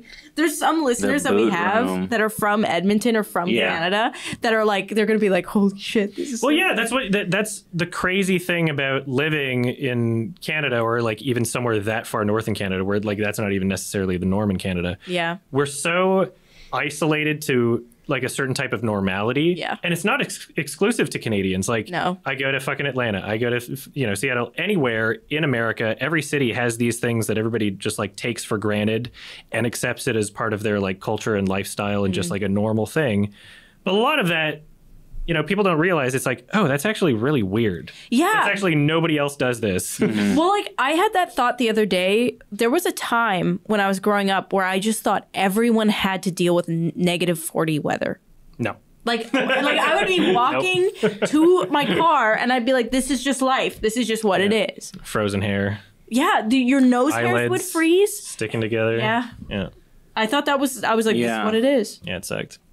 What do you think about the perspective that Canada, because I genuinely I think adults think this, because my parents will sometimes kind of, they won't say it, but I kind of know that that's what they're thinking when I mention oh yeah, we're in Canada right now, or Edmonton, and it's during the summer or spring, and they're like, they'll reference something about how cold it is. Yeah. And I'm like, you think it's snowy all year round. You think there's snow on the entire fucking year. And I feel like I thought that until going to Canada. Yeah. I thought that there was snow on the ground the whole year. And I some places in Canada, kind of, true. Far enough north, Yeah. Iqaluit. But yeah, I blame the fucking media and the books I read, because every time Canada was depicted, it was always snowy. Yeah. Yeah. It's hot in the summers now, especially. Have you been back to Edmonton? I mean, Edmonton had always kind of had hot summers for me. Yeah. Like +30 or whatever. Yeah, now it's like +40. Yeah, I believe it. And just the dry heat I can't handle. So, now, Atlanta summers, those are pretty hot. But I feel like I just do so much better with humidity. Yeah, me too. Yeah. The dryness, especially I don't know, your hair and nosebleeds. He was getting nosebleeds in Edmonton. Sucks. Yeah, I'd get nosebleeds in California because of all the fires. So there'd be fires all the time, and they would just dry my nose out. Man. A lot of America is very desert climate. Yeah, it's crazy. Yeah. I never thought of California in that way. We were just like, oh yeah, we're near the beach, the coast. Yeah, and still somehow very deserty. The desert coast, yeah. Everything's dead in California all the time, except for the ice plant. True. So we normally do this for an hour and a half. Wow, we're at an hour and 53 minutes, so we can call it there. Yeah. If you're keen. I'm keen. All right. If you have any questions to ask Adam, leave them in the comments, but he won't answer. And just tell us your favorite thing. Yeah. Whatever it Tell is. us your favorite thing. Thanks, Chuggalos, Yeah. for being here. Hasta la vista. Hasta la vista. If you want to find my content, Oh, yeah. I've had guests on my podcast before. Yeah. no, Yeah. I've got you it's covered. the I've got you first- covered. Thank I know you. it's your first one. Yeah. All right, so if you want to pitch anything, go ahead. YMS on YouTube. I also have a gaming channel, YMS Plays. I also have a Twitch stream of the same name. If you like watching movies socially, there's a new channel that I'm doing called YMS Watch-Alongs. YMS Watch-Alongs, where I don't stream the movie because that would be a copyright infringement, but I stream a time code and my reaction, and you can just sync the movie along with it if it's on Netflix or whatever. It's a fun time. We do those live as well. I will be doing, I'm assuming this is going to be out before the Oscars, right? This March comes out 10th. on Monday. Yeah. Okay, yeah. So March 10th, my biggest stream of the year.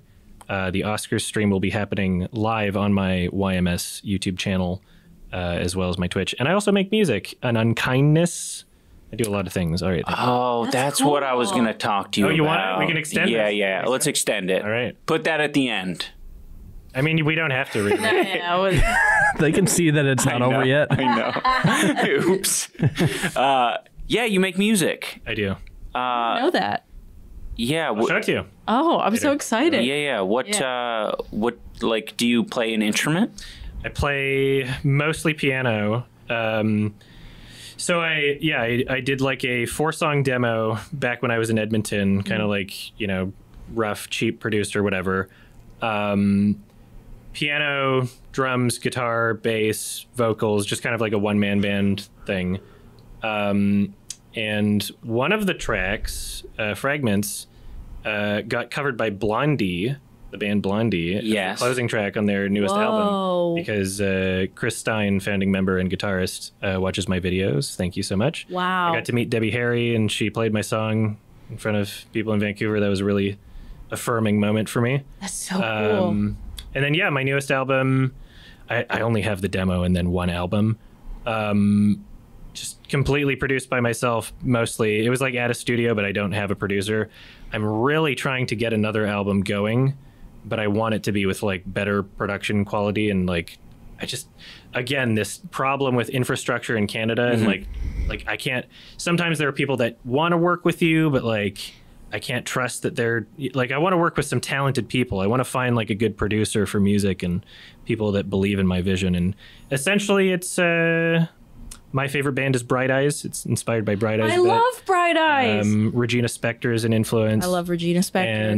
And half of the songs are that exist currently are just like shit from my traumatic growing up. I'm sad that I'm a furry phase of my life. Yeah, I was gonna say you actually influenced my music taste a fuck ton. Oh, yeah? Yeah, because the tracks. So, Metric. Yeah. I found Metric because of you. Something part 1 or 2. Yes, there was a lot of music that you played in stuff that influenced my. So I wonder if Bright Eyes was the same as well.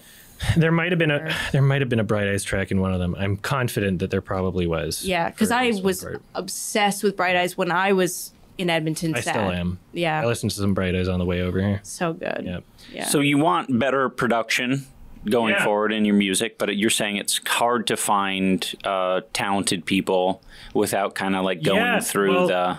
Because I have trust issues and I don't know how to weed out people that are trying to take advantage of me from people that are actually trying to help. Fair. Yeah. And so it's and to do that, which is a process, involves a lot of like time and focus on that being its whole thing to figure out. Right. Yeah. And so I'm like spread really thin right now, but I've got I've been writing some new tracks and I'm excited to share them. I just need to like figure out my approach, or maybe it doesn't need to be an album. Maybe I can just do like an EP or something. I don't know. But the full album I did, it's called 10 Years. And it's literally starts with a song that I wrote when I was 15. And then it ends with a song that I wrote when I was like about 25. Cool. And so it's like a progression of my life. And it's not necessarily one per year, but you can kind of see or hear as the album goes how things have changed. I love that. I think that's so cool. Yeah. Thank you. That's awesome. Yeah. I think that the closing track is the best one. which makes sense. Yeah. Yeah. So if you're not hot on the first track, skip to the end. You might like it. What software do you use to make the music? That one, well, because it was the software that was at the studio. It was Pro Tools, I think, for that one. Some of the parts of some of the tracks I recorded like at home using Logic, but like I am not only like a little inexperienced in terms of like if I want to get like the best sound of something, I don't know if I'm the person to really do all the editing and like mixing is kind of like also what I figured out over that process is like there's things that I could have touched up and did better, and I would just like to have like another voice in there to help with industry experiences. That's my next thing I got to figure out. Yeah, it's tricky. It's hard. Okay, it's also a weird area, you know, like I'm looking for someone with an ear. Like, who are you? Well, yeah, and who believes in what I'm doing. And I'm not making music to like Right. appeal to everybody. I'm not fucking Taylor Swift. And I'm not even trashing on Taylor Swift by saying that. I'm just saying the type of shit that I make is shit that, you know, I feel if I heard it when I was younger would have connected in a very personal way. Yeah. And that's a lot of my favorite art is you know, not saying that I can't enjoy something that's popular, but I'm saying the things that really pierce into my soul and that make me feel less alone on the planet are what I value the most, and I'm hoping to provide that unique experience to people through what I create. Yeah. I like that. That's really good. Hey, Dane, do you have my TikTok account available? Yeah. You just mentioned Taylor Swift, and yeah, click that Taylor Swift thing. This is kind of funny. I saw this today. Uh-oh. Okay. I was born on the 13th. I turned 13 on Friday the 13th. My first album Oh, went yeah. gold in the US Yeah, in I love 13 conspiracy Every time theories. I've won an They're so award stupid. At an award show, I've been seated in row M. The music.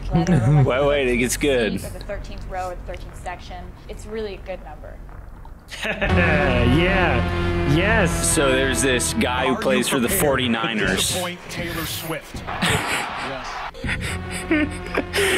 And this is like meant to be like a badass montage if this guy's gonna end Taylor Swift's whole career. What? Number 13. Oh my right, great. God.